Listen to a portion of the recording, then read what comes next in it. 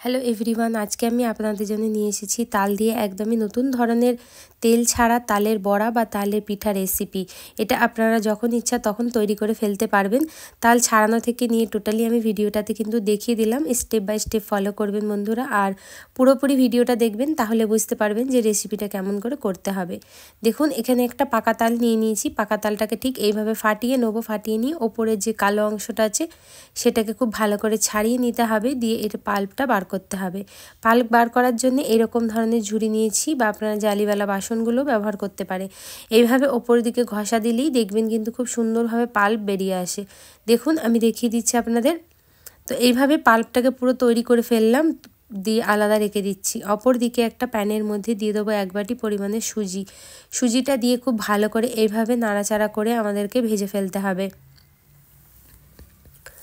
দেখুন, সুন্দর করে সুজিটাকে ভাজতে হবে যাতে সুজিটার কালার না চেঞ্জ হয়। এরকম করে সুজিটা আপনাদের ভেজে ফেলতে হবে। সুজিটাকে এবার একটা আলাদা প্লেটের মধ্যে তুলে নিচ্ছি। তো এবার ওই প্যানের মধ্যেই কিন্তু আমাদেরকে দিয়ে দিতে হবে 1 চামচ পরিমাণে ঘি। ঘিটা অবশ্যই এখানে 1 চামচ পরিমাণ ব্যবহার করবেন, এতে কিন্তু পিঠার যে সুগন্ধটা আছে সেটা খুব ভালো হয়। দেখুন, এখানে 1 বাটি পরিমাণে পাল্প কিন্তু আমি নিয়ে নিচ্ছি। ঘিয়ের ওপরেই কিন্তু পাল্পটাকে আমাদের দিয়ে দিতে হবে, দিয়ে অনবরত নাড়াচাড়া করে পাল্পটাকে আমাদের ভাজা করতে হবে। পাল্পের একটা কাঁচা গন্ধ থাকে তালের, সেটাকেই কিন্তু খুব ভালো করে আমি এখানে ভেজে নেব। ভেজে নেবেন, দেখবেন এরকমই স্মুথ ব্যাটারটা হয়ে যাবে, তালের একটা খুব সুন্দর সুগন্ধ বেরোবে। তখন এর মধ্যে দিয়ে দিতে হবে 1 বাটি পরিমাণে দুধ। যতটা সুজি নিয়েছি তার থেকে একটু বেশি দুধের এখানে ব্যবহার করেছি আমি। দিয়ে এইভাবেই কিন্তু নাড়াচাড়া করে এটাকে লিকুইড ফর্মে নিয়ে চলে আসতে হবে। অনবরত নাড়াচাড়া করতে হবে এইভাবেই করে করে দেখবেন, যখন দেখবেন এটা গাঢ় হয়ে গেছে, একদমই দুধটার সাথে পাল্পটা খুব ভালোভাবে মিশে গেছে, তখন এর মধ্যে দিয়ে দিতে হবে 1 চিমটি পরিমাণে নুন। নুনটা দিলে যে কোনো খাবার স্বাদ মিষ্টি জিনিস না খুবই ভালো হয়, তাই অবশ্য পরিমাণে নুনটা এখানে ব্যবহার করবেন আপনারা। নুনটা দিয়ে ভালো করে মিক্স করে দেওয়া হয়ে গেলে এবার এর মধ্যে দিয়ে দিতে হবে চিনি। যেই বাটি মেপে আমি সুজি নিয়েছিলাম সে বাটির হাফ বাটি চিনি ব্যবহার করছি। মিষ্টিটা আপনারা আপনাদের পরিমাণ অনুযায়ী ব্যবহার করবেন। চিনিটা গুলে গিয়ে এটা দেখবেন আর একটু পাতলা হয়ে গেছে, তখনই কিন্তু সরাসরি এর মধ্যে সুজিটা ব্যবহার করতে হবে। তো এখানে সুজিটা আমি অল্প অল্প করে পুরোটাই ঢেলে দিয়ে গ্যাসের ফ্লেমটা লো করে খুব ভালো করে মিক্স করে ফেলবো।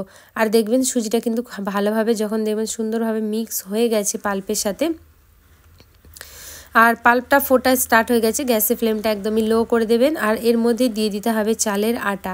চালের গুঁড়ি এখানে ব্যবহার করছি আমি। এখানে প্রথমে হাফ বাটি দিয়ে দিচ্ছি, তারপরে আস্তে আস্তে করে হাফ বাটি দেবো। একসাথে দিলে পুরোটা দলা পাকিয়ে যেতে পারে, তাই আমি অল্প অল্প করে ব্যবহার করলাম। গ্যাসের ফ্লেমটা কিন্তু এই সময় একদমই লো রেখে দিয়েছি। এবার দেখুন, আমি আরও হাফ বাটি যেটা ছিল সে আটাটাকেও কিন্তু এর মধ্যে ঢেলে দিচ্ছি।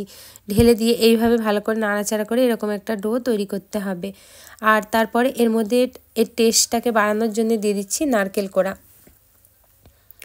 নারকেল কোড়াটাকে আপনারা প্রথমেও দিতে পারেন, এখানে আমি শেষে দিয়ে ভালো করে মিক্স করে দিয়ে তুলে নিচ্ছি।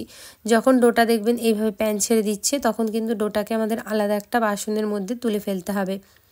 ননস্টিকের প্যান হলে কিন্তু ডোটা এরকম ছেড়ে দেয় বন্ধুরা, অন্য কোনো কড়াই কিন্তু ছাড়ে না, তাই আপনারা এই জিনিসটা মাথায় রাখবেন। এবার এটাকে একটা আলাদা বাসনের মধ্যে নিয়ে নিয়েছি, নিয়ে অল্প পরিমাণে ঘি হাতে লাগিয়ে নেবো। আর দিয়ে এটাকে ভালো করে কিন্তু প্রথমে একটুখানি চটকিয়ে নিতে হবে সুন্দর করে, নিয়ে এটাকে পুরোপুরি সফট করে দিতে হবে। দিয়ে কিন্তু পিঠাগুলো বা বড়াগুলো তৈরি করে ফেলতে হবে। সব সময় তো আপনারা তেল দিয়ে ভাজা বড়াই প্রথম থেকে বানিয়ে এসেছেন, এইভাবে একবার অন্তত বানিয়ে দেখুন।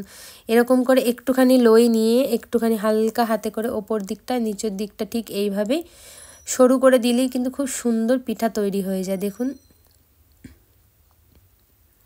তো এইরকমভাবেই সব পিঠাগুলো তৈরি করে নেবো। ভিডিওটা ভালো লাগলে অবশ্যই লাইক কমেন্ট শেয়ার করতে বন্ধুরা একদম ভুলবেন না। চ্যানেলটা সাবস্ক্রাইব অতি অবশ্যই আপনারা করে ফেলবেন। দেখুন, এখানে সব পিঠাগুলো তৈরি হয়ে গেল। চলে যাব স্টিম করার প্রসেসে।